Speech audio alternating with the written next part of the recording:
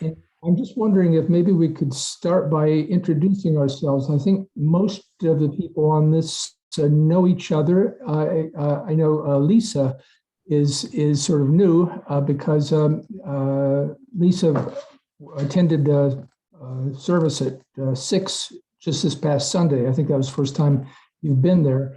And we had a chance to talk, so I invited her to participate in this. And Lisa's doing well. I don't want to tell you too much about her, but she's doing some really terrific work related to fracking. So she can tell you a little bit about that. But so anyway, why don't we start off with how about Peter K? You want to introduce yourself? Sure. My name is Peter Kaplan. I'm a longtime member of Sixth. I was chair of Church and Community from 2013 to 2016, and I've stayed active with it really, I mean, since, and prior time I was on session, I was also chair of it. It's always been a special interest of mine because we deal with a lot of different issues. I formerly was involved in my work life. I was involved in financing affordable rental housing. Okay, Peter Gilmore. Right, one of the several Peters, Six. We have our own Cephas caucus. I used to think that I was a new member of Six, but it's been 16 years, so I can't say that. I am a ruling elder and have been one of the hangers-on at Church and Community. Okay, Diana Wood, are you there? Maybe we'll come back to Diana. How about Chris Pistorius? Hi, this is Chris, and Sharon is there too.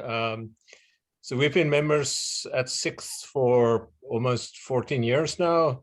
I've been on session in the past. Sharon is a deacon currently. No more. Oh, no more. You've.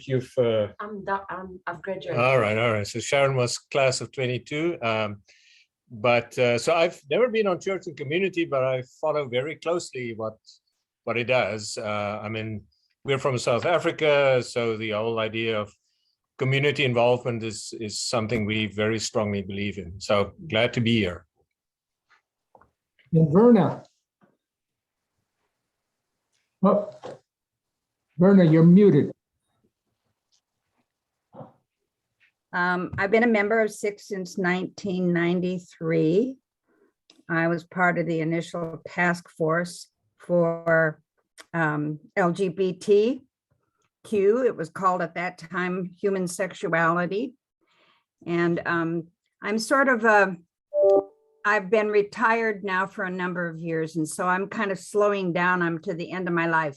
But this is a subject that has always piqued my interest. And so I'm very happy to see what is happening, because I think as with many of the things in our society and institutions in our society, we've got to rethink how we do things. And this is certainly one of the areas we need to strongly rethink how we do things. Okay, I'll introduce myself. I'm Tom Twiss, and I'm former chair of Church and Community Committee. And I was, for a while, I was on session as well. I've been a member of Six since the 90s sometime. I don't remember exactly when we joined, but anyway, so Lisa, why don't you introduce yourself? Great, thanks, Tom, and thank you for including me in this. It means more than I think. It just means a lot. So thank you for including me. I'm not a Pittsburgh native. I grew up in Northeast PA. I'm not about to go on a 4-hour introduction. It's okay. But I grew up actually where Gasland was filmed, and I came to Pittsburgh. I went to undergrad, Pell Grant, student loans that I'm still paying, and went to undergrad and law school. I lived in Lawrenceville when I first got here, when it wasn't cool to live in Lawrenceville, and lived in different parts of the city. I graduated from law school, and I ended up working at a firm for 8.5 years at Buchanan Ingersoll.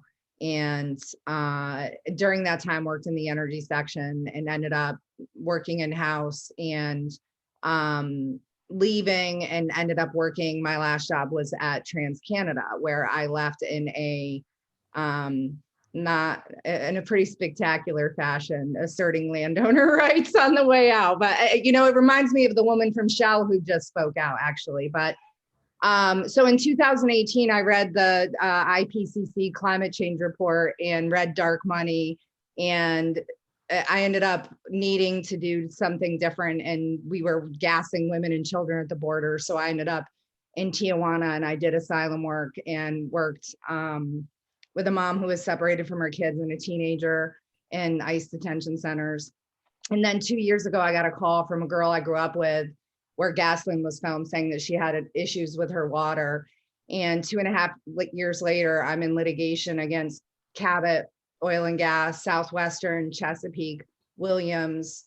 I represent State Senator Katie Muth in a case in a radioactive wastewater facility, SLAP tactics, you name it, but we're winning.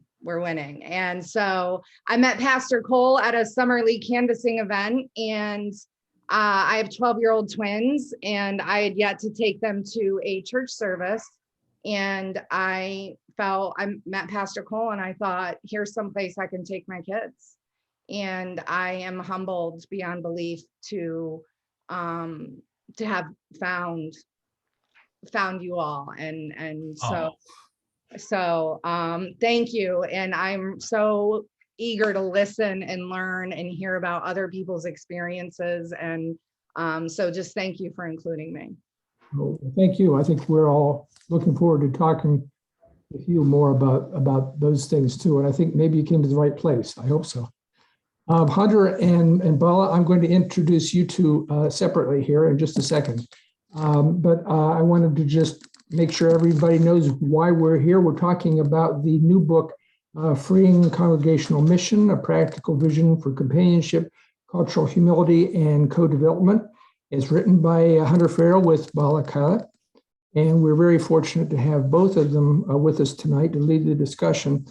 Hunter is, as many of you already know, he's the director of the Pittsburgh Theological Seminary's World Mission Initiative, WMI.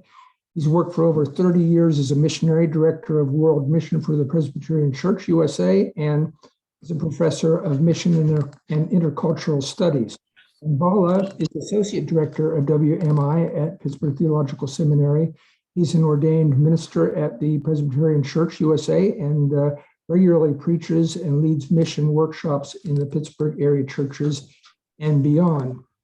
And I think, as most of you remember, back in 2019, both Hunter and Bala graciously agreed to help us rethink our own mission process at SIX and try to help it match our values a little bit more closely. And so, working together, we came up with our current process, and I think it has a strong emphasis on social justice and specific criteria for determining the degree to which different organizations reflect our values. I just want to give a brief plug for the book if you haven't had a chance to read it yet. I think probably most of you haven't had a chance to read it yet. But if not, I personally find it fascinating, and sometimes it's challenging. And I still have a lot of, I want to work through it again a little bit more. And I think there are additional things that we can incorporate into our own mission process from this book. And I want to think about that. And I hope other people would like to talk about that a little bit too at some point. So thanks. And anyway, I'm going to turn it over now to Bala and Hunter. So. Great. Well, thank you all. How exciting to be with you all again. A number of you were in that process three years ago or so, where we tried to think together about how to align kind of the energy of your group, the values that you hold dearly, that cause you to say, that's me, I'm part of SIX, that's my community, that's my folks, my peeps. Align your energy together to be more faithful and effective in God's mission in the world. And so that's it was beautiful to see that process, and we included it. If you read the book, you'll find there's a section on 6th Presbyterian in Pittsburgh and the process that you all went through, because we learned a lot from that, and we wrote up that process and included it.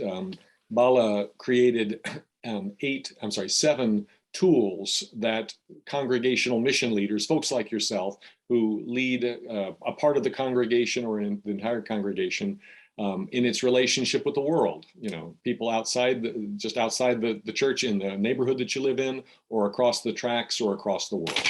So we're grateful to be with you, and just wanted to think with you about some of the ideas.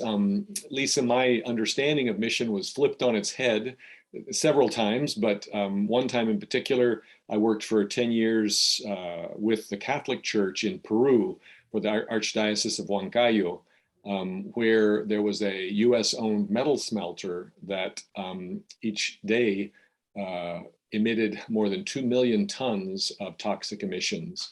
And so we had about 8,000 lead-poisoned children in that city, and the government continued to wink and allow the company to operate with impunity. It was 4,000 well-paying jobs. And so that was the trade, the devil's deal, Sophie's choice. And these were the kids and their parents who engaged significant cognitive disabilities, bone stunted growth, bone bending, all kinds of stuff. It just boggles the imagination. And so one of the questions that comes to us that Bala and I have talked a lot about is, when they cease to be those kids, somebody else's kids, when they're our kids, suddenly it changes the whole equation. And we see with incredible clarity, and we get fighting mad. We're ready to do something about it. And so I just, as part of the Church of Jesus Christ, that's how I understand kind of what we do in the church. We try to live according to a model. And that model is one of saying, those kids over there, those are my kids. That we're family together. And if that's true, then it changes everything. And so the kids in Northeast Pennsylvania, the kids who are going to suffer from the cracker plant being developed here in outside of Pittsburgh, it goes on and on. And so we feel like mission needs to be a call to mobilization for many people, because we are part of the same family. And if so, it does change everything. So anyway, this is the book that has sort of come out of these experiences, Bala's experiences in India and later in South Dakota, Princeton, New Jersey, and Pittsburgh, and myself in different places in the US and abroad. We tried to create the book for mission leaders like yourselves, because the big change in the last 60 to 80 years is that back, in the last century, it was the mission elites who made decisions. They allocated billions of dollars each year. It was the missionary orders of the Catholic Church and their superiors. It was denominational execs. It was, those are the budget people, right? These non-denominational mission agencies. And they sent billions of dollars around the world. They strategized, they prayed, they did their best and prioritized and sent funds, sent people, deployed tens of thousands of people over the years. Today, that's happening at the level of the local congregation. And so there was a moment when I was talking with a mother, a Peruvian mother who I knew pretty well. I wonder if we can flip back one. Yeah, there we go. And her child was sponsored, and child sponsorship programs each year generate between about $4 billion a year just in the US. I mean, this is a big mission industry. And it's fascinating because nobody's studying it. Nobody's really done the kind of objective reporting or objective analysis of these programs that have significant impacts, both planned impacts and unintended impacts, both positive and negative. And this mother, I asked her about what was good about the program, and she gave me a list of things that were helpful to her child. And I said, tell me what doesn't work for your child. And she said, well, would you want a foreign adult writing regularly to your 7-year-old daughter? And pardon my French, I said, hell no, absolutely not. You've got to be crazy over my dead body, right? But we assume that, and that to me was just a snapshot of the privilege that is baked into Christian mission as understood in the West. And so I'll include Europe, but primarily the United States and Canada, because we've done a thing with our cultural propensity towards individualism that has put that sense of privilege on steroids, quite frankly. And it has grown things that are even our grandparents, right? Our grandparents, if they looked at the things that we do and call them mission, they wouldn't recognize them. Okay, let's go to the next one then, Bala. It got us to ask some questions like this. Does our fascination with the needy child keep us from seeing the child's parents, the extended family, and the child's community? You know, nobody in churches is interested in funding the men who are hungry at the homeless shelter. You know, that's a harder sell, quite frankly.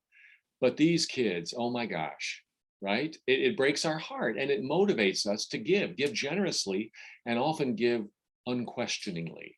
We're willing to send funds without asking the harder questions. How does it impact not only this child, but her siblings, maybe her unsponsored siblings, right? Or a child who's been drawn into an orphanage because of the prevalence of mission dollars that I could send, right?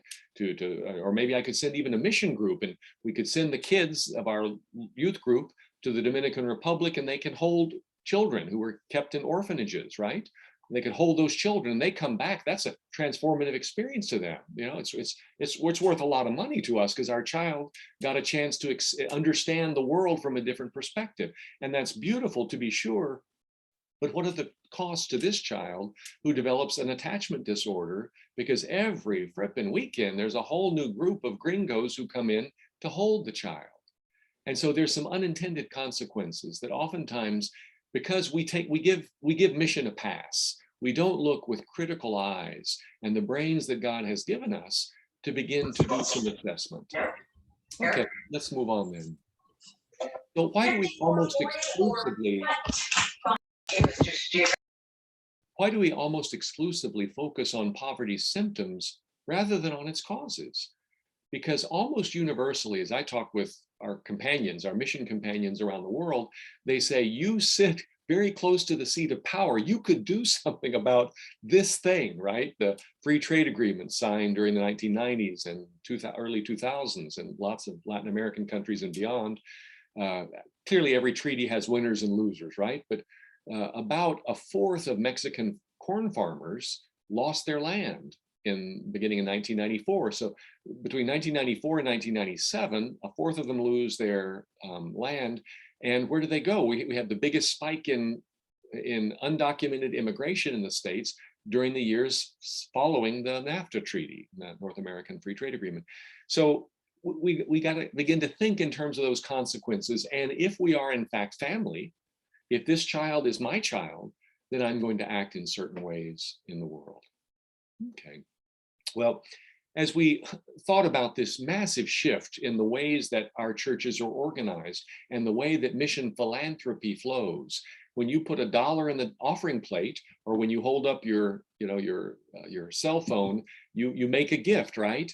And that imposes some particular legal constraints on the party that receives those funds. And so we need to think about those things, because these mission leaders, all of them, they're people, they're volunteers in local congregations. They work in homeless shelters. They work at soup kitchens.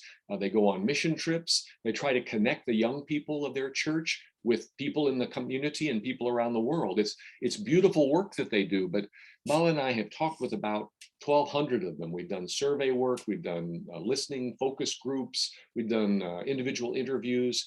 And what they say is different from the mission elites of the last century. These folks haven't been trained. They often don't speak another language. And they feel like the world is so complex, and they really need some help to be able to make the decisions that allocate annually more than $10 billion a year.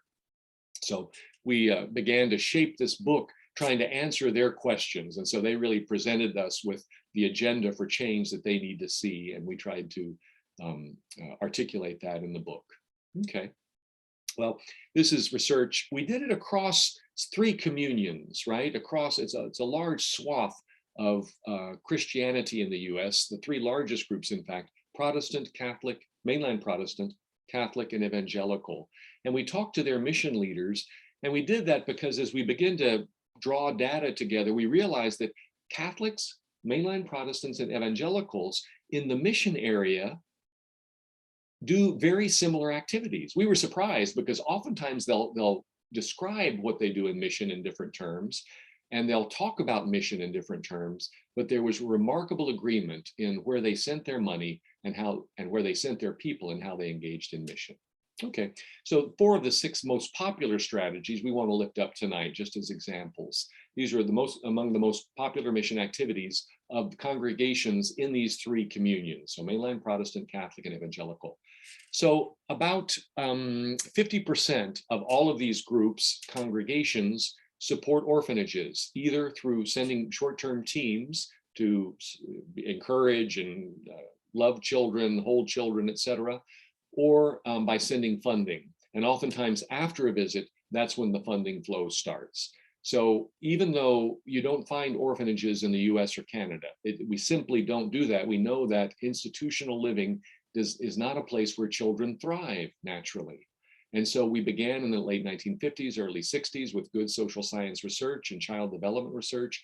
We began to phase out all institutional orphanages. So more than 1,000 Catholic orphanages in 1960, and today there are fewer than a couple of dozen. They simply, it's not a place, they're abuse prone, they cost 5 times more to care for a child in an institutional setting than it would by providing support to a family, a foster care family or a community care family. And yet 80% of orphanages, the orphan industry in the global South is growing quite quickly, particularly in countries that are in close proximity to minority world countries like Australia or the United States. So you'll find in Cambodia, in Papua New Guinea, in the Australian realm, and then in our orbit, Haiti, Dominican Republic, and Mexico, you find a sharp increase in the number of children who are being drawn into orphanages. And you'll find that 80% of these orphans, in fact, have one or both parents alive. Well, we've got to ask ourselves the question, what the heck are we doing creating institutions that are now drawing these kids into places that, you know, the prevalence of abuse and the grooming of children so that they're more open to abuse, that they're predisposed towards higher levels of abuse when they leave the orphanage, raises some significant questions of what the heck are we doing here? That's one of the most popular activities that we're engaging in is orphan support. Mission trips, we know well, we're all aware of it, and we would encourage, most of us would give to support a kid in our youth group or a nephew or an aunt, a nephew or a niece to go, and it's about almost a $5 billion a year industry. And yet the mission scholars and social scientists are together say, they've done a lot of studies on them and find that mission trips, in fact, don't positively impact our giving patterns, our vocational choices, our prayer life, all of those things. We talked about them being so transformative, but the data coming back suggests that they're not so transformative. In fact, one of the changes they make is they tend to make us more ethnocentric. We go out there, we see how people are challenged in their life situations, and we come back and say, thank God I'm not there. I'm so glad, I feel so blessed to be here where I have my, whatever it's hot shower, secure home situation, or no war, or whatever the issue is. Well, we have to raise some questions about that. And Bala and I dedicated an entire chapter of the book to thinking a little more deeply about short-term mission. We don't suggest that we throw the baby out with the bathwater, to use that expression, but rather that we use the transformative power of short-term mission trips and use that as, in a sense, mission jujitsu to kind of flip the energy of a congregation so that it can actually go much deeper and form those bonding relationships and consider those folks' kids like their own kids. And so that's kind of a theme in the book that you'll find. Okay. Well, the third area is the area of child sponsorship, which is now a $4 billion plus mission industry each year. despite the gross inefficiencies of that, if you're a donor or a sponsor, as they're called, it costs so much to be able to keep you happy, quite frankly. So this functions as a concierge mission project, right? They have to send you letters. They have to translate letters from your child. That Cambodian child's letters have to be translated to you. If you decide you want to send a soccer ball, they have to make sure that your soccer ball gets, to that village 120 miles north of Phnom Penh. And the issues there, when you think about it, for a culture that tends to worship efficiency, I mean, efficiency is one of the highest values in the U.S. culture conglomerate, right? And yet we allow this massive disparity in terms of efficiency. It's the most inefficient program you can imagine.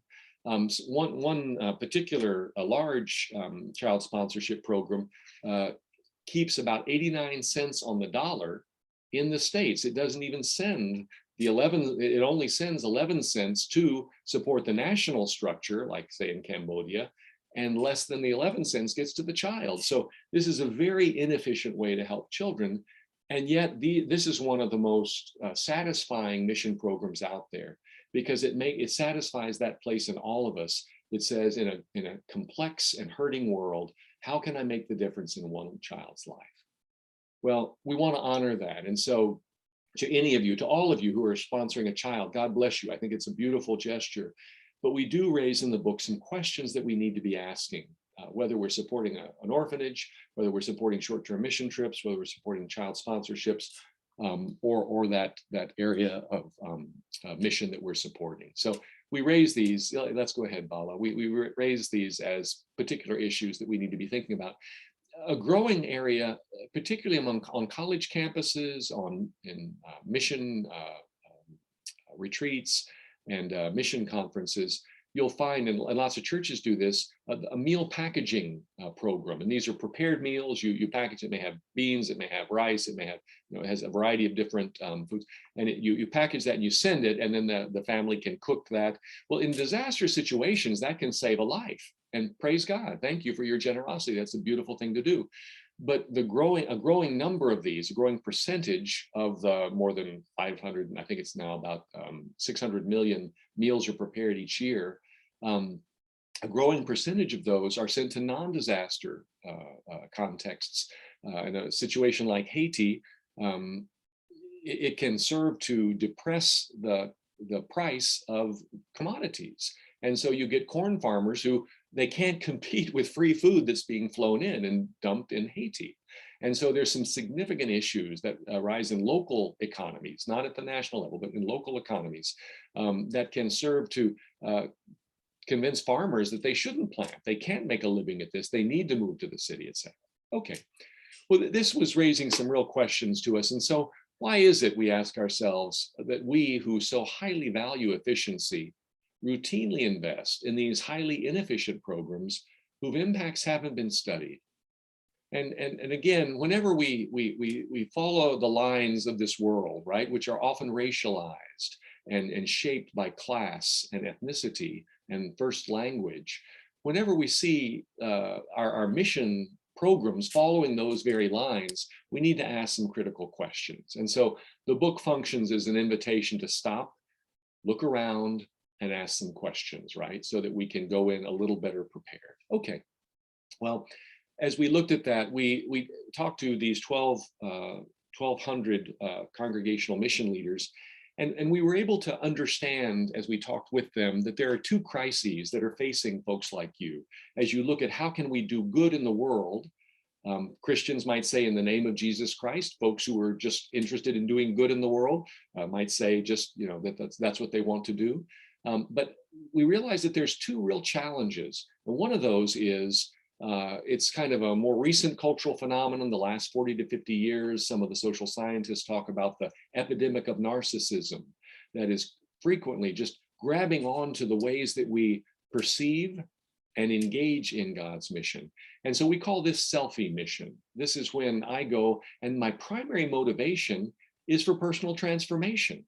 I want to grow. I want to experience the world. I want to become all that God has intended to me to become. I want to serve as God's hands and feet in the world. I mean, all of these are good and at least partially Christian motivations. The challenge comes to us when personal transformation supplants service to neighbor as a primary motivation, because suddenly that plumb line is skewed and we're making our decisions and allocating funds and sending people, even sending young people, into situations that we may not should be able to do. That's the first face, if you will, of the crisis that's facing us. There's a second face, and it has a longer history. Those of you who know your history are more aware of it. And it's the unexamined colonial legacy. And we find consistently across the ways that Catholics and mainline Protestants and evangelicals engage in mission, that this unexamined colonial legacy is so deeply rooted. The ways that we perceive what is right to do in the world are deeply shaped by these racist and white supremacist assumptions about what's going on in the world. We understand ourselves to be well-intentioned, well-resourced, and really we have an obligation, right? To whom much is given, much is required. We would quote scripture accurately, and that's a part of God's truth in scripture, to be sure. But we've got to ask some critical questions as we engage in this work. Why is it? And Bala and I looked at a lot of churches' websites, and you find that the helping movement, the movement of God's hands and feet are often unidirectional, right? It's coming from lighter skinned folks to persons of color. The shape of mission for us is quite racialized, and it draws back on the birth of the European mission movement, beginning in the late 15th and early 16th centuries, happens right as the colonial movement is beginning.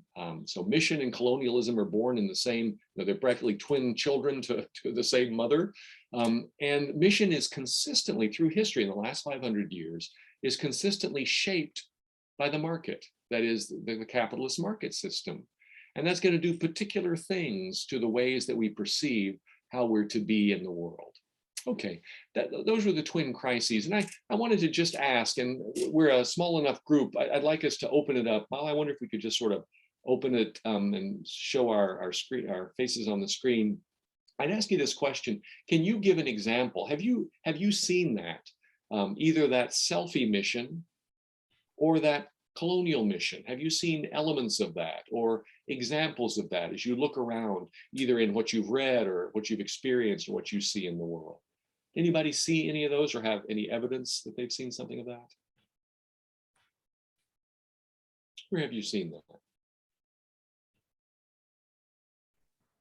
Hi, I'll just chime in. First of all, I'm blown away. This is amazing. The look at the questioning of how we're viewing this through the lens of white supremacy and colonialism. So, I mean, I don't, only speaking from my own experiences, but with, being in Tijuana and being in other places and speaking with people about, even when you're there and you're well-intentioned, the issues that have put these people in harm's way were caused by us, by our country.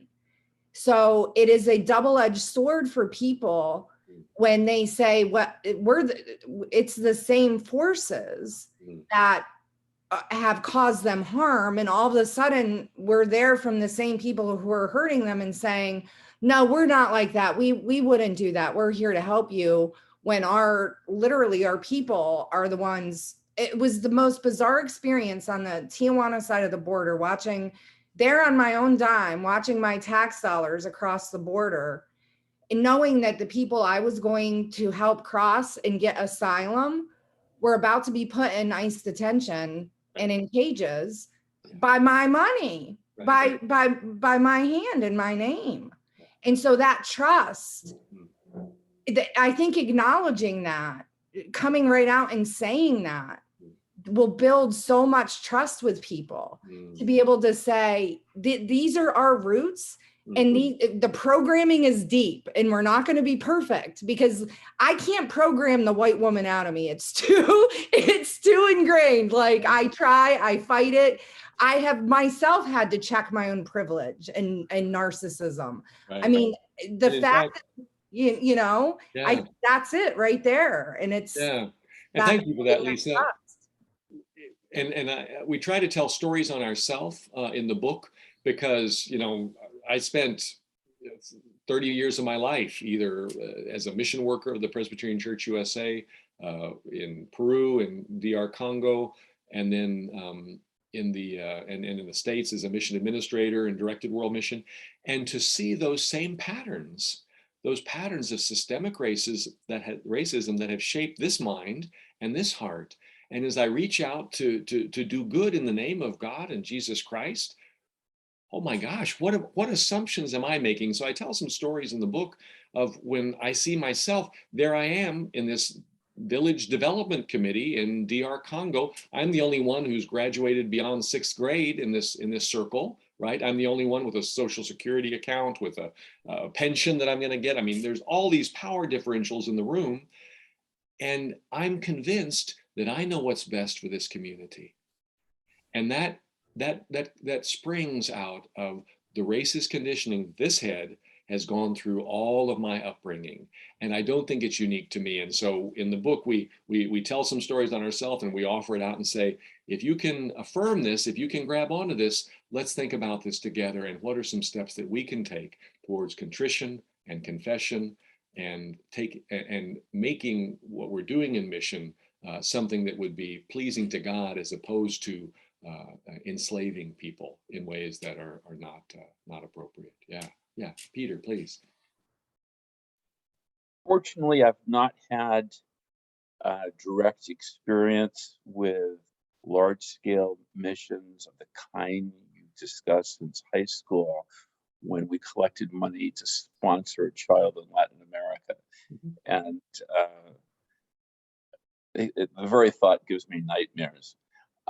More recently, as a part-time instructor at a Franciscan university, I've had to grade student papers on the work of Saint Junipero Serra in the missions of California, which has been a very odd experience because the students who are devoutly Catholic ooh and ah about the saint and his good works. Reading his correspondence, the only references to indigenous people are either as servants or hostiles, which says a great deal. But the takeaway point is that however much Junipero and his colleagues were devout in their faith and serious about their mission of mission building, they were on the payroll of the king, right? They were active agents of Spanish colonialism, undermining the cultures and personhood of the indigenous people they encountered. And that was more of a learning experience for me than my students, I think. Beautiful. Thanks for that, Peter. Others, have you recognized that kind of that tendency towards selfie mission or the tendency towards colonial mission in your own experiences or from what you've read or studied? Tom, yeah. Yeah, my brother lived in Latin America for years, and he talks about this a lot. And I mean, there are some stories that he told. I'm not sure what his personal experience was with it, but he told me stories about the. In some cases, there were missionaries in Latin America who were working among indigenous peoples, and oil companies wanted to come in to do some drilling. And so they would go to the missionaries and ask the missionaries to clear that area out because they were coming in. And so the missionaries would go in and say, okay, you got to get out of here because they're coming with the oil drills and everything. And I'm not sure if the missionaries' motivation was benevolent and they were warning them that this is going to happen, but the effect was that they were facilitating the taking over of the land of indigenous peoples in some cases. he mentioned another case about Wycliffe Bible translators and a story that he had heard about them kidnapping some children allegedly because they needed someone to inform them about the language, and so that they used to kidnap children for language. Now, I don't know about that. Can't confirm the story, but that was a story that he passed on. Another story that was concerning was just the corrosive effects, I think, of the Wycliffe translations. Sometimes they didn't have an appropriate term to use for Satan or whatever, and would adopt an indigenous deity or an indigenous spirit or something to be that for that word, for that person, and people have said that in itself has sort of a corrosive effect on the indigenous culture.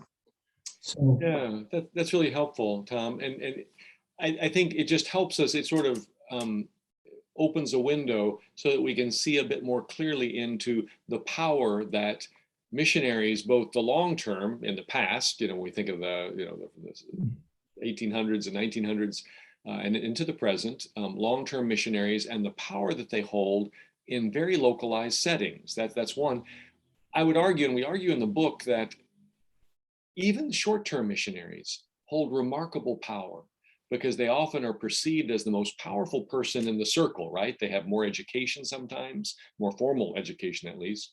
They have more money, they have access to power. There's a sense that they have, could connect with legislators in the states, or powerful people, or people in the military, et cetera. And so oftentimes when we travel in many places in the majority world, there's a sense that we're quite powerful. We may not feel that, right? We oftentimes, it's almost innocence abroad. We move into a situation, no, I'm just like everybody, please. No, I don't want to sit on the front row. Let me sit back here. And yet there's a sense that people look at us a bit askance, think, oh, please, no, you really do need to sit on the front pew. You're so much more powerful than us. And I think it's really helpful to begin to do a bit of a power analysis in what's going on in this missionary encounter, if that's what we're going to call it. I want to name also that, some folks, about probably 30% of Christians in the U.S. have a very cautious approach to the word mission and missionary. There's some real negatives that arise because of the history, whereas about 70% are very much in favor of it, and it sort of embodies what's right about Christian faith, right? That serving others, sacrificing self to give to others. Well, this is helpful. Let's flip back, if we could, Bala, and I'll finish my part and then turn it over to you. We wanted to speak a bit more positively about, after we do kind of a pretty hard critique, we propose kind of using the analogy of a three-stone hearth, right? Across rural America, across the global South, you'll find oftentimes at the kind of the center of community is the cooking fire. And so we use that as kind of an operating image. And we propose three stones because we challenge U.S. congregations, Catholic, Evangelical, and mainline Protestant, to re-examine the ways that their congregation is engaging in mission. And the first stone, we try to think theologically with folks. And rather than this, a mission of conversion or a mission of conquest, a mission of imposition, we propose a mission of companionship, again, coming out of the Latin root of the word with bread, right? Compagno, compan. That sense of the people that you break bread together with, there's a radical mutuality around that circle, right? If I get spinach between my teeth, you're going to say, oh, Hunter, you got something right here. You need to take, and suddenly we're in a space that's just different. It's not like if I'm sitting across a formal business table and we're exchanging drafts of a document and I'll sign my part and we're partners as long as we agree and our interests align. But when you veer off from my interest, then we're no longer partners, right? That's a short-term relationship. But we understand companionship to be a long-term relationship. It's we would call it in our terms, a Christ-centered circle of friends who reach out beyond themselves and who include others and turn the world upside down into from a realm of brokenness and injustice to a place of justice and peace. And we believe that's the vision that Hebrew scriptures and later Christian scriptures share. That's the first stone. The second stone, we think more anthropologically. When we think about culture, right? Cultural proficiency is notoriously low in the States. We know that about ourselves, right? We're not like the Dutch or the Norwegians or most sub-Saharan African countries where folks speak 2 or 3 or 4 languages. I taught in the Congo, and every one of my students spoke at least 3 languages. I mean, that's who I was supposed to teach Greek to these folks, right? And I remember, from my seminary days, I mean, nobody spoke a foreign language, right? We recognize that there's some limitations, and that's not every American. I don't want to generalize too much, but in general, we're oftentimes less culturally proficient. There's also a piece, and again, it draws on that colonial past, where I would argue that we're lacking that ability to see ourselves in humility, right? To see ourselves as others might see us. And so we look at Jesus of Nazareth and his ministry, where he goes 30 years without preaching the first sermon, right? He goes that 30 years of listening, learning the local language, building relationships, fulfilling all righteousness, right? Doing what he needed to do through the temple system, and being willing to serve his community before he even preaches his first sermon. So we posit this second stone, if you will, this second foundational stone, as cultural humility.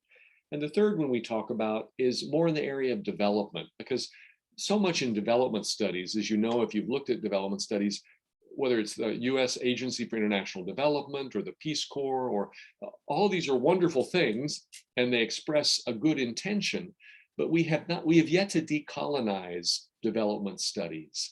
We really haven't looked at international development through the lens of what have we done to these nations, and therefore we don't get into the language of human rights, the rights that these people have because they are human beings. And so we propose a language of co-development. That is, for us in the book, the verb to develop doesn't take an object. In other words, I can't develop Peter, right? Or as I began my relationship with my wife, Ruth, 40 years ago, many young couples, as you may know, maybe you've done it yourself, they move into relationship with this secret project of developing the other, right? Maybe I'll make that person better, a little, more with it, or cuter, or better, whatever, a better cook, or whatever. I don't know what your agenda was for your partner.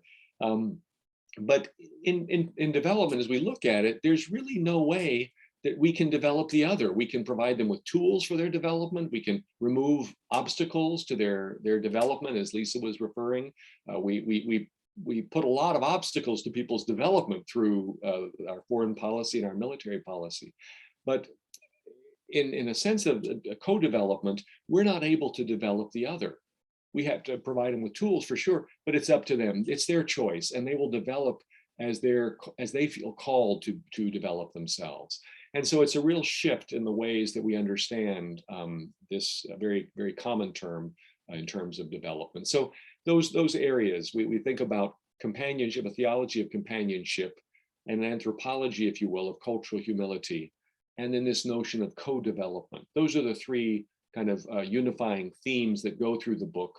And we, in the second part of the book, let's move, if we could, Bala, we just try to lift up some examples of, we call them noteworthy missioners, or missionaries, if you'll permit the term, people who in their own context have said, I'm going to do things differently. They're asking the deeper questions, and we tell their stories. And it was one of the beautiful things that came out of all these interviews is we said, let's share some stories, some points of light out there where people are saying, you know what, I'm not going to allow my mission work to be shaped by the marketplace. Rather, I'm going to try to articulate one that is a blessing to people who may have been on the wrong side of U.S. foreign policy or U.S. military policy. So we share their stories. The man on the right, Pastor Ben T, was a graduate of Pittsburgh Seminary. He graduated here in 2018, and he pastored 2 rural congregations in Iowa.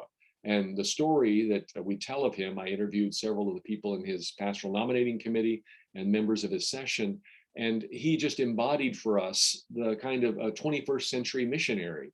And there he was, drawing folks together, a very white community who, by their own admission, had never heard a Black man preach from their pulpit. Right? This was the rural community in the cornfields of Iowa where Ben was called. And we tell that story, and it just to lift up some of the examples of what it means to live by a theology of companionship, because he embodied that so well. Well, that's what we dedicate the second half of the book to, is these stories. And the final piece I just mentioned, and turn it over to Bala, is a series of 7 tools that we had a large number of congregational mission leaders say, this is the complex world, this is a broken and hurting world, and I'm really not qualified to lead my congregation to address some of these issues. I haven't done this analysis. I haven't thought through these questions. I need some tools. And so Bala created a series of 7 tools that we're finding to be very helpful. And one of the big reasons that folks are interested in purchasing this book is to be able to get their hands on these tools and to use them as they engage their own congregation to reform that congregation's mission practice. Well, Bala, take it away. Tell us a bit about the tool. So I won't be going into sharing all the 7 tools with you this evening, but basically we'll go through a little bit of the tool number 1, which kind of more or less have this whole message of what we trying to convey through our book, and that is what's the title of the tool is what's in a picture. Basically is a guideline for representing others through photography.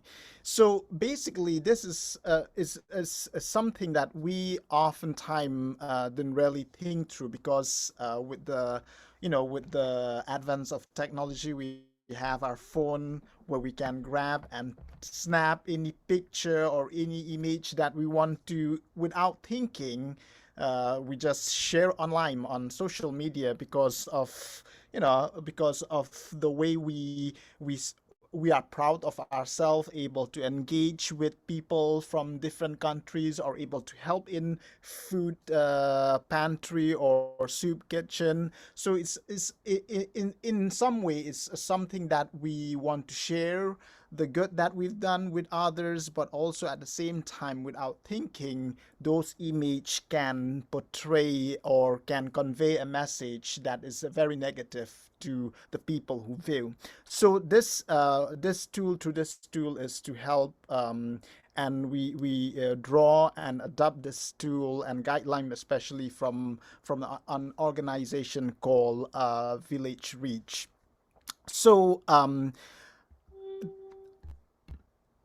in thinking about taking a picture, or in thinking about posting a picture, the first, of course, for those of you who are into photography, you kind of get an idea that, whatever the position of the camera or composition is the big thing in taking picture, right? In order to make the picture very interesting, but also to convey the deepest meaning or the message. So the first thing, there are, of course, if you look in the tool and book, there are 6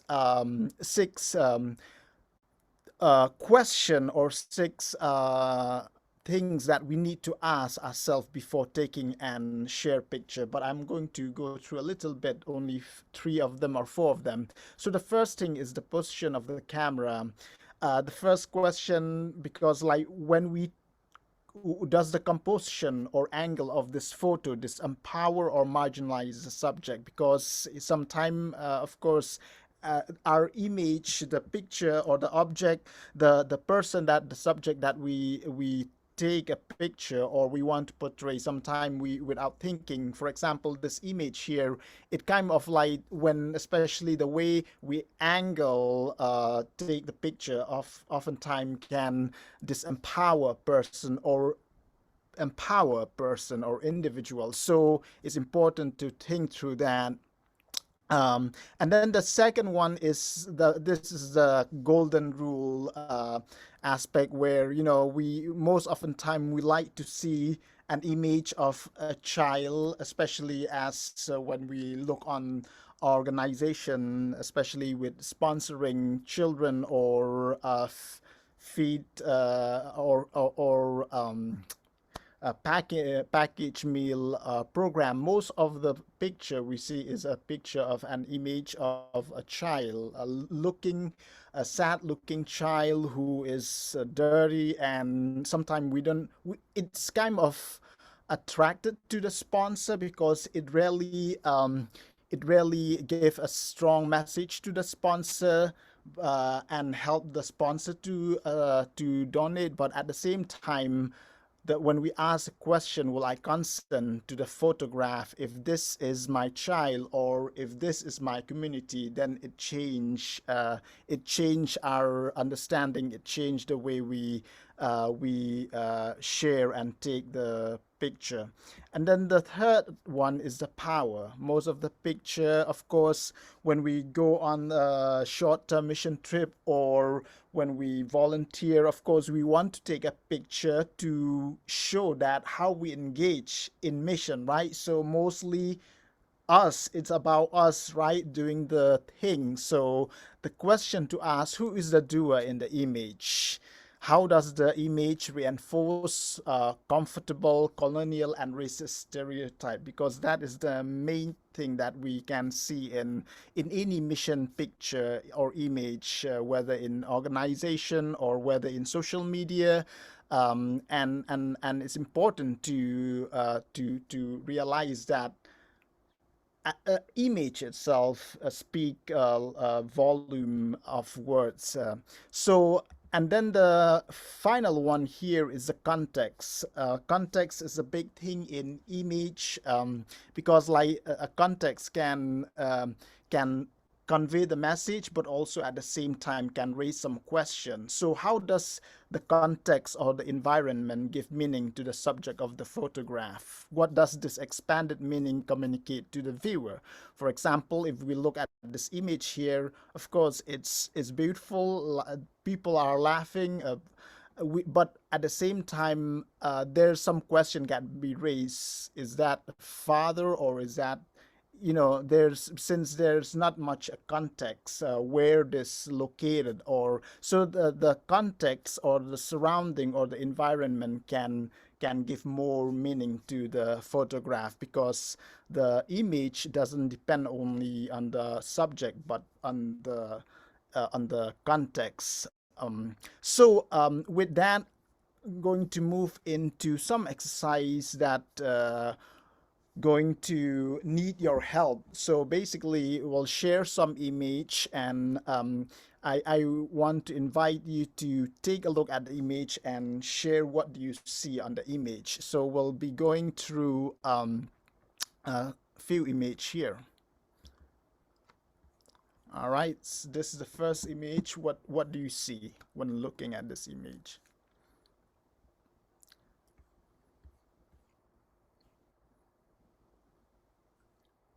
A child in distress. Mm-hmm.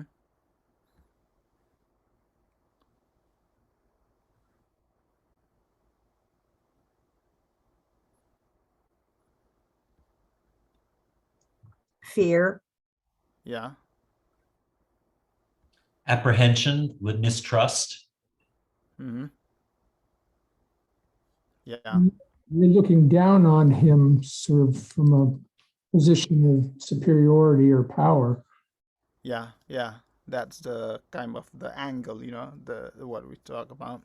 Yeah, I mean the when we look at this image, I mean, like, yeah, the position, the angle, and also we not sure where is he at this moment, whether is he outside his house or whether it's middle of a war zone or a refugee camp, and with where is his parent, right? So there's all those questions. But yeah, I mean, like, this oftentimes can be an image that we can see in some mission organization or but at the same time, it kind of raised those questions. We'll move to the next image here. What do you see in this image?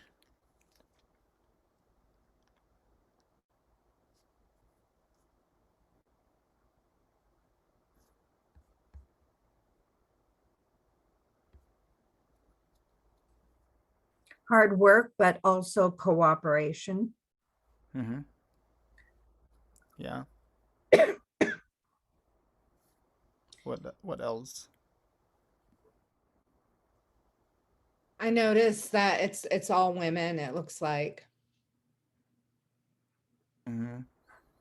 Ah, Yeah. Yeah, I didn't notice that. Yeah. Mm-hmm.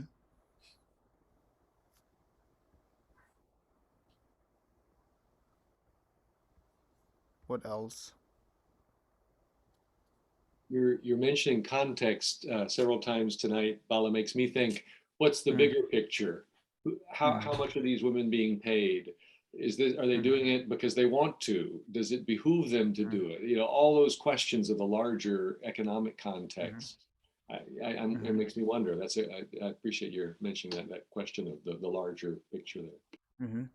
Yeah, I mean, it's when I look at this picture, like, I mean, one of the things that come to my mind also, like, yeah, I mean, the hardworking and like all these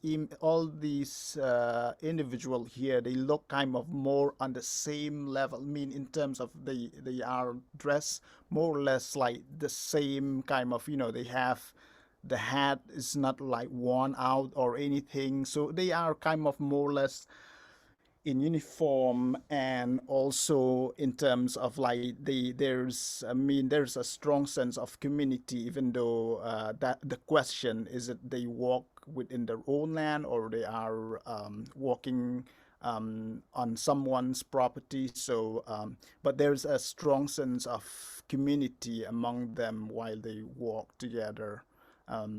Yeah. I would agree with that and add that what's interesting to me is what's not pictured, which is some guy standing there telling them what to do. Mm-hmm. Yeah. Mm-hmm. Well, and then the question of community is it forced community? Do they have any other opportunities to do anything else? Why is it more of a, you know, and the other thing is context, like, what are they doing? We don't have that kind of experience. I mean, at least I don't even know what this is. I don't know what they're doing here. You know what I mean?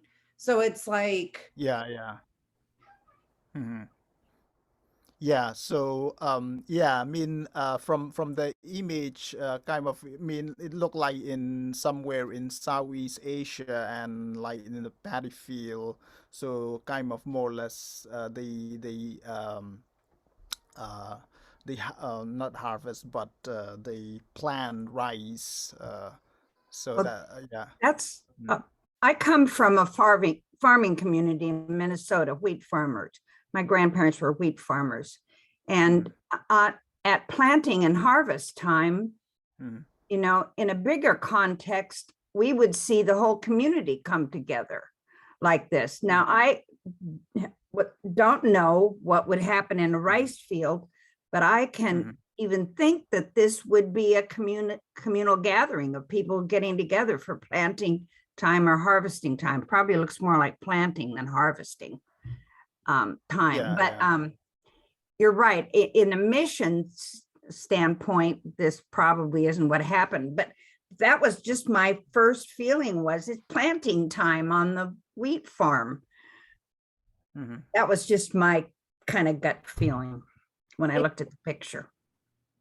So one of the women, some of the women that I met in Tijuana from Mexico, from other countries, they were farmers because they had no other opportunities to feed their families or work in a job. And so they spoke of women trying to stick together to hold down these farming plots from gangs and other, you know, forces. And So when I looked at that picture, it made me think of what are the forces that have shaped that this community of planting. I grew up like dairy farming. It was one of the putting in hay, all of that stuff. It was fun, amazing, all of that. But it was by choice in a way where, you know, we would come together and do that and eat and then go about the construction jobs or whatever else we did.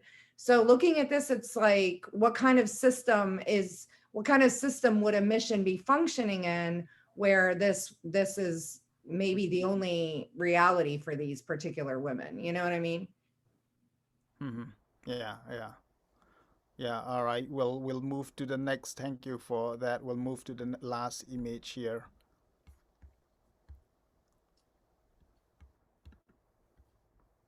What do you see here? I don't see any sign of real any sign of real attachment. The children seem very distracted. Not really. It doesn't seem like there's a real connection there, a two-way connection between the people. Yeah.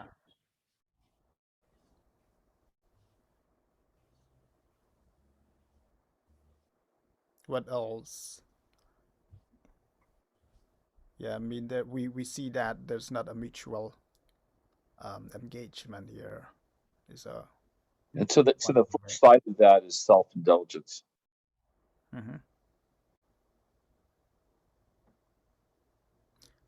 Yeah.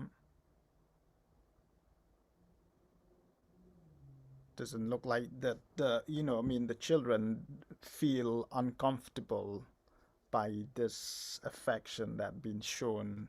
So there's kind of I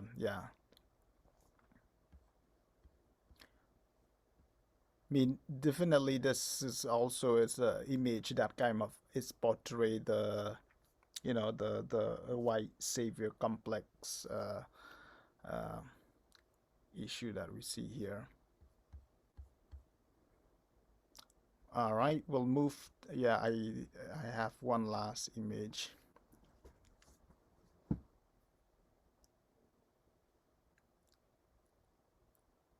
What do you see in this image here?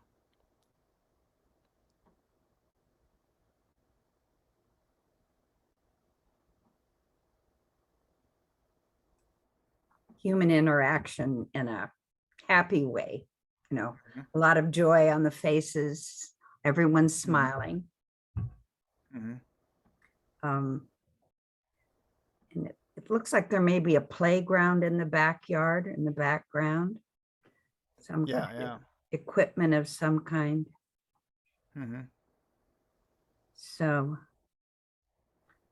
yeah, it feels to me like the gentleman has gone down, tried to get onto the level with the kids, and they're more comfortable with him. And it's not a posed photo per se, maybe not, maybe, but it looks like a cooperative photograph more. I don't know. And it's also the gentleman's black. It's not this typical white adult with, indigenous kids, native kids. Yeah.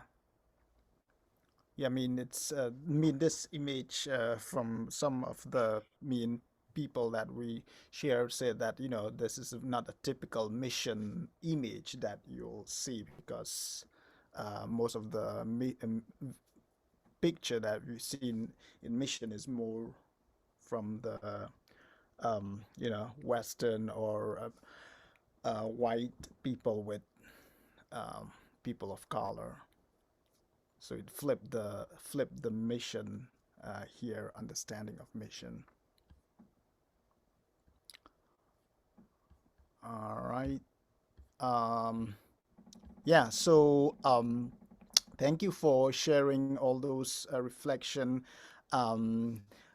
So in what we're trying to tell, as Hunter had mentioned before, that there's always you know, I mean, most of the church, it's not like we say don't do a short-term mission trip or don't do support orphanage anymore, but always we try to how to improve or how to do it in more efficient way and also more meaningful way that will benefit and more mutual between both the sponsors but also those people who are on the receiving end. So one of the things that we try to tell in the book or convey through the book is, you know, to quote Maya Angelou here, do the best you can until you know better.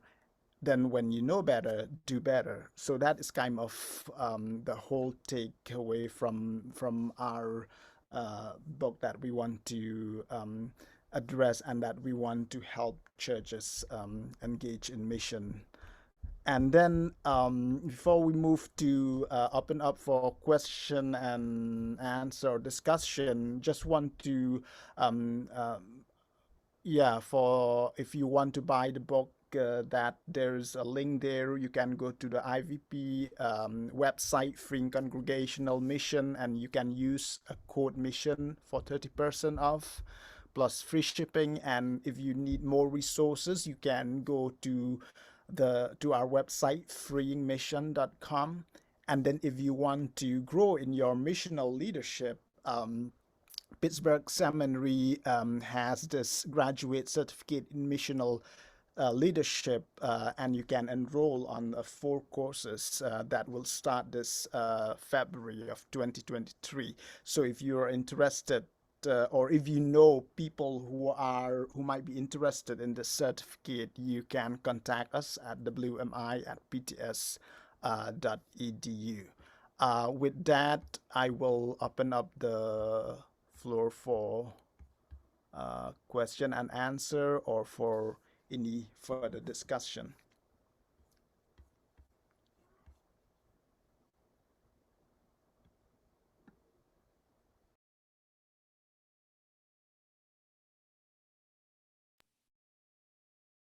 What questions or concerns does this raise in your mind, in your heart?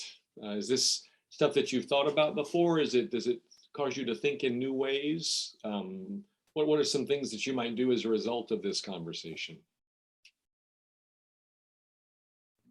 I'm really impressed. Thank you. I'm like blown away a little bit. It's been a long time, and seeing how that this is the reflection of it. So one of the things that I try to do when I'm doing whatever it is that I do is to be impactful, right? So that my one thing can have an effect in maybe 3 different ways. So one of the things that this made me think of is when I go and do something, I want, say, for example, if I went back to Tijuana or any other place like that, to be able to have that honest upfront conversation about the colonialism and how we're viewing things. But when we go back and we talk to the people who are supporting, like the people who support me or the people who support the trips to Tijuana, it could be a time to educate, like say if climate change is the most important thing, where a physical mission would be helping the victims of climate change, but at the same time, giving the people who want to give, who want to sponsor children because they're hurting, educate them at the same time on why this mission is there for this piece of climate change, because something our country did through NAFTA, through, a corporation that's coming in and doing, so at the same time, you could educate the people who are giving to the mission and give them action items to do here, while at the same time supporting the effects of that action on the mission trip. Like really trying to, that's consolidating and making one action so powerful in a couple different ways. That's like, I try to practice that. I don't obviously always succeed, but that's what I try to do like on a daily basis. And I just, like I said, I'm really impressed, and thank you for inviting me. Thanks for that. Yeah. Others? I would just say that one of the things that we didn't talk about quite so much tonight, obviously the changing of mindset that you've outlined is really, really important. I guess the next, another step in the process is, where do we go in terms of where, if we look at wanting to affect or support change? This, we didn't talk about that. This is not meant to be a criticism at all of anything that was said tonight, but we haven't talked about that very much. And what is your, I'm sure this comes up with some of the people you've talked about with or some of the people you've interviewed. What are some of the insights you've gotten about that, and what advice do you have for congregations who are trying to do that, who are trying to move away from a colonialized or decolonialized philanthropic direct assistance model to a affecting social change model? I mean, we try to do that to some extent, but what would you say, what advice would you give about that objective and how to look at it? Yeah, great question, Peter. Just for my part, and Bala, you may have some thoughts on this. I'm thinking, what was the quote, the interview with Fidel Castro, and someone said, what are your thoughts, or how do you feel about globalization? And he said, globalization, like gravity, is. The question is what we do about it, right? And so I think these currents in mission are so strong. It's just like a riptide. It carries us all without us even realizing we're being carried away from shore, right? We're being washed away. One of the powers that we have, and we try to lift this up, and I did an article for Presbyterian Outlook in February. We just playing with it, calling it the superpowers of congregational mission leaders, right? These are the hidden superpowers. And so we list 5 of them. And one of them is the ability to ask a question, right? You're sitting at the committee table and they're getting ready to make an allocation. And you see, you know, this project really works for us, great. But I'm wondering what it feels like on the other side. What would it be? I mean, Bala's substitution question. How would this feel if those were my kids, right?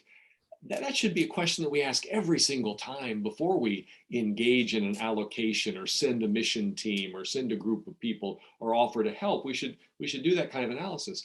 And so the ability that each of us, I mean, we're at those tables. By God's grace, we have a voice and a vote.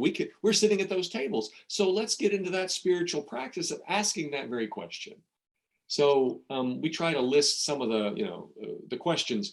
If child sponsorship, for example, is so powerfully shaped by the market economy, right? It's grown to a $5 billion, $4.2 billion a year industry because it sells in Peoria. I mean, it's tough to beat in terms of attractiveness, of making a difference. For me to believe that I'm making a difference, it creates the image of the illusion of intimacy. I have an intimate relationship with a child in need that I can provide for them.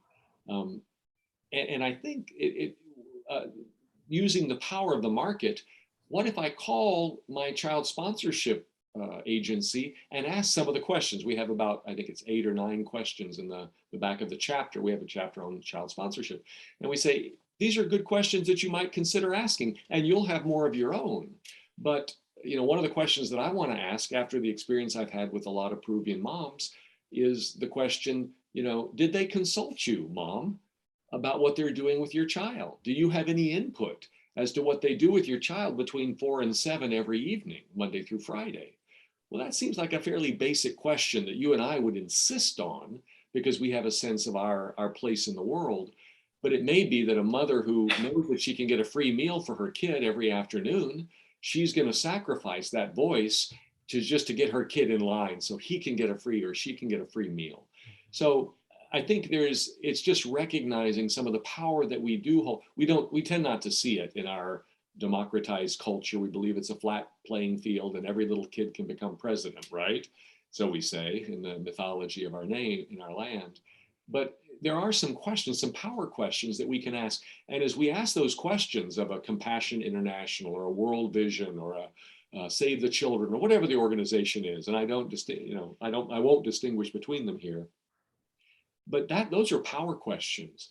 And when World Vision or Compassion or Save or whoever it is, when they register, in a given month, 14 sponsors or potential sponsors ask us that same question, they're going to start attending to that, because nobody listens to the market more than they're part of the market system. And so they have to listen to the buyers. And so we do hold some power in this. And I think we just try to lift that up so that we don't throw it away needlessly. Does that make some sense, Bala? I don't know if that jives with what you're thinking. Yeah, I mean, just to add to that, I mean, in terms of like, in terms of whether it's short-term mission trip or whether some of the mission engagement, more or less when we engage with people from with our partners or a mission companion, is mostly rather than take our initiative. That is because oftentimes we think, because we think we have the answer, we have the resources, and we have all these skills, rather than take our initiative. Instead, as the initiative from our mission companion take the initiative, rather than us take the initiative and assume that people need these things or that thing. Yeah, so yeah. Other thoughts? Yeah, Tom. I think I'm just thinking about our church and community experience, and I think we've been making a lot of progress in a lot of different areas. One thing I've noticed is that we have a number of our members are involved in various of the organizations that we assist. And in fact, that's one of the criteria that we have for supporting organizations is a connection of someone from a sixth with the organization. That helps. But it also seems to me that sometimes the activity of the committee boils down to distributing money, and it isn't the kind of engaged process that you seem to describe in the book.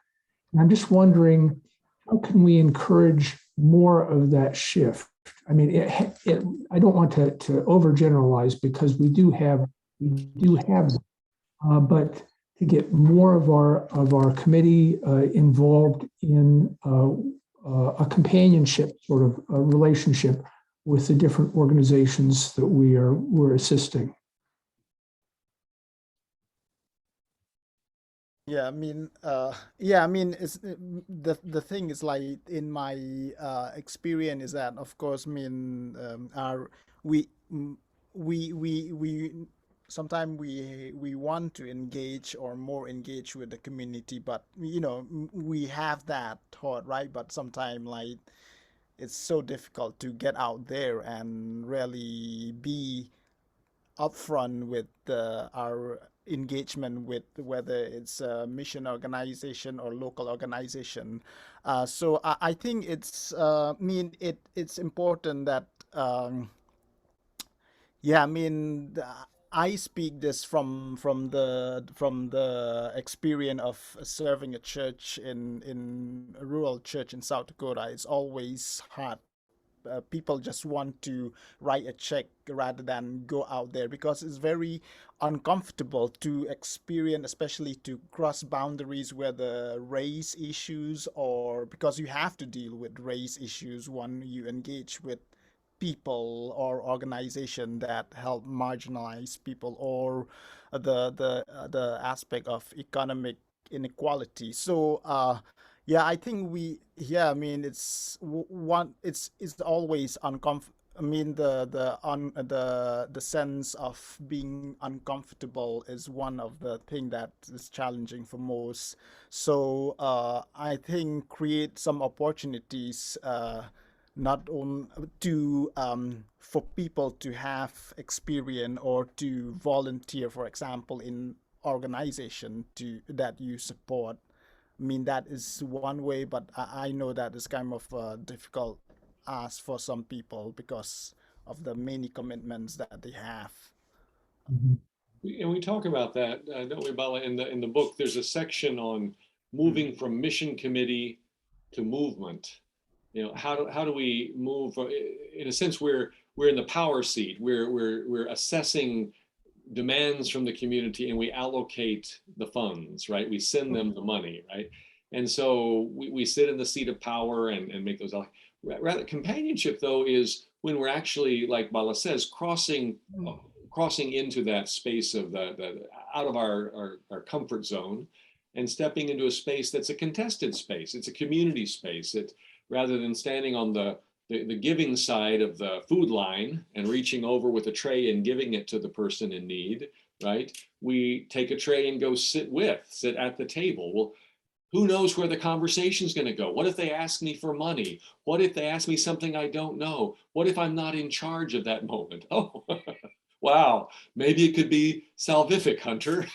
Maybe that would be the best thing that could happen. I mean, so I'm playing with this, but we believe that you have to engage in mission committees and church and society, church and community, justice committees need to engage what we call these liminal spaces to invite their folks and accompany them, help them, because this ain't easy for most of us, and it's really hard for some folks.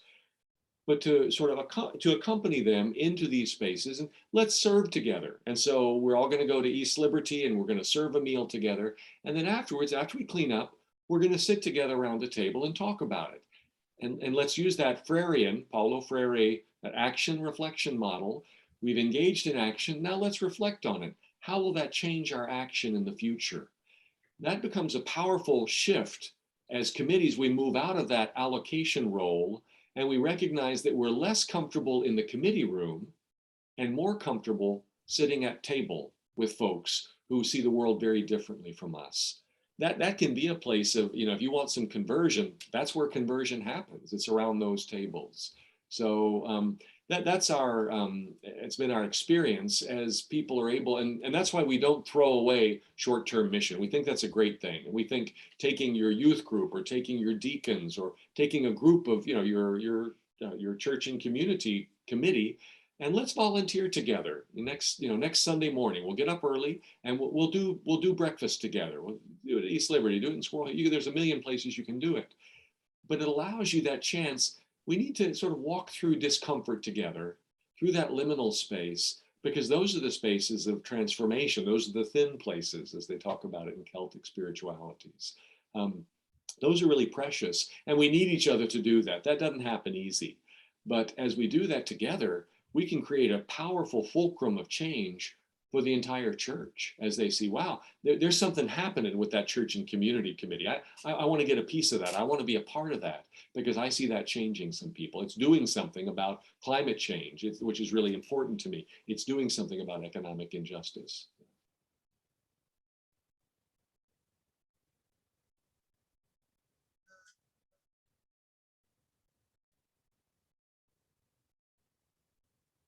What other thoughts or questions come to your mind as you think about this? And again, we've just sort of put it in book form because we want to, we had it published, quite frankly, with InterVarsity Press, which tends to be an evangelical. Mostly it's evangelicals who read InterVarsity.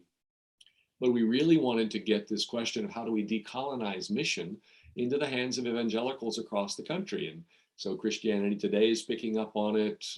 We did an interview with a conservative talk show, Christian talk radio, which was an experience. But people, because we don't have to scratch very deep before we begin to see the contradictions in the colonial ways that we all engage in mission. And so as we begin to see those, there was a real sense of contrition and some confession that happened in that interview. So we sense that's an important space to open up for us to be engaged in. Yeah. Can I ask something? Sorry, I wanted to ask it earlier. When you talked about the conservative talk show, in Africa, I don't know if it's elsewhere, but we experience this thing of literally plane loads of American mission work trip people arriving with Bibles under the arm and lots of dollars and wanting to meet leaders of countries, and the checks will only be handed over if there are commitments to and enactments of rights that are restricted. For instance, I think it was Kenya or Uganda, one of them, where same-sex relationships were banned, and there's all that kind of thing that's also a form of colonialism, I find. But how do you that's something that needs to be talked about here, because Americans will only give money, and I'm sorry, but the rest of the world sees Americans as being loaded. The way it's portrayed in movies and all sorts of things, it's always, streets are paved with gold. The reality has been, is quite different in my experience. Sorry, I just have to qualify. Yeah. I don't know if one of you can talk about that. I just wanted to say, picking up on what you just said about how Americans are viewed, but at the same time, the world sees we have to fly in baby formula. We don't going back to the hypocrisy that the programming, right, where I come in and I tell you how much better it is here, and we've got our, we know how to feed people, we know how to do this, so let us feed you. We can't even feed our babies.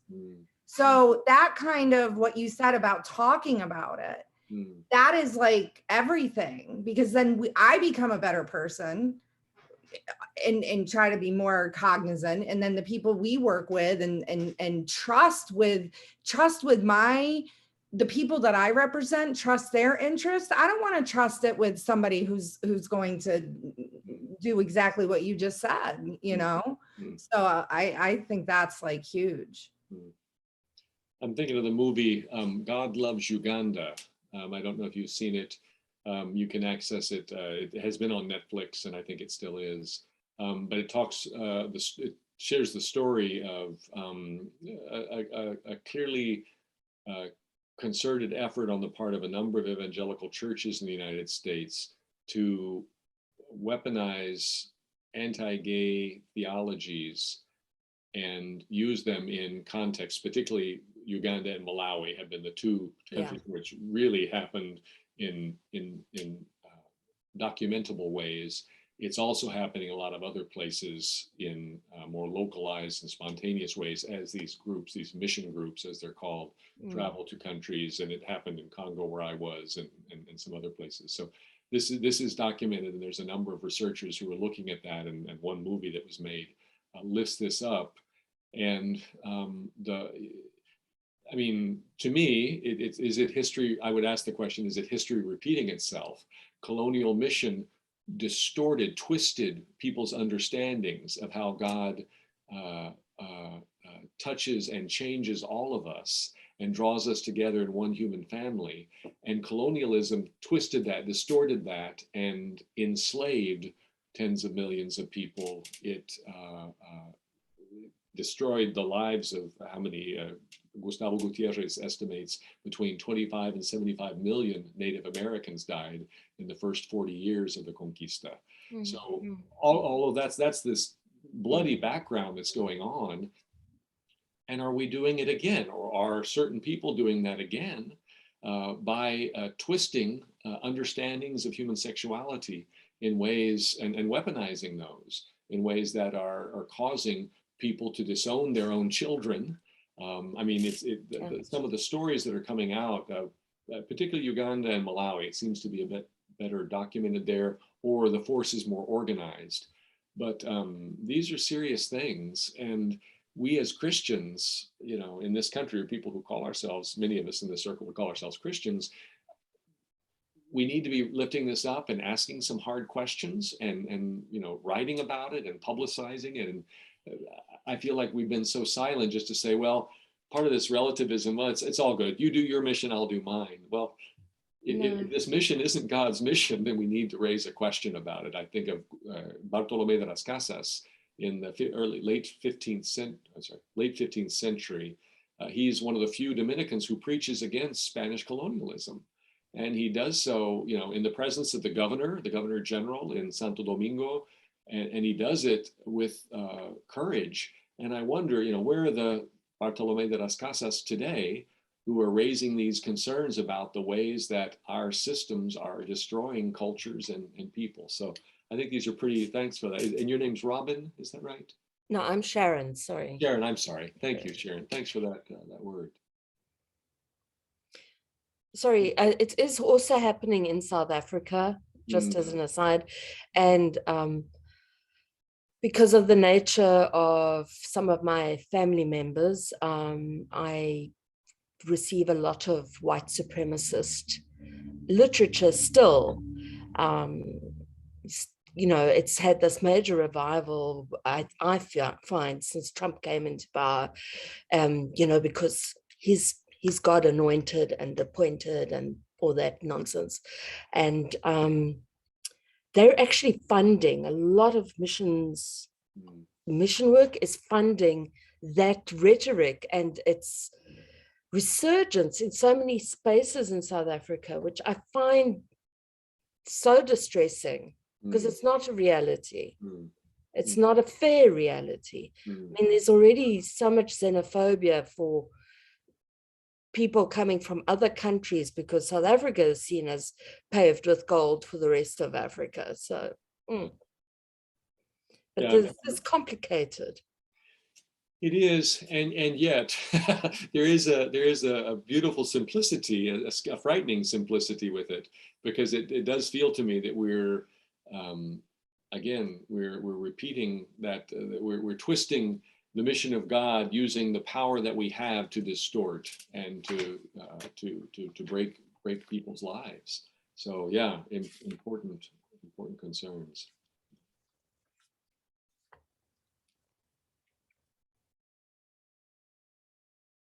Well, Tom, this is a bit kind of what we wanted to share. This is you'll find it in the book if that's helpful to you. And we think by, again, the power that we all have to ask a question, to raise a concern. We advocate slow mission. We say, can we slow this down? It seems like we're making decisions awfully quickly. Can we ask some of these questions about how it will impact the family of this child that we seek to help?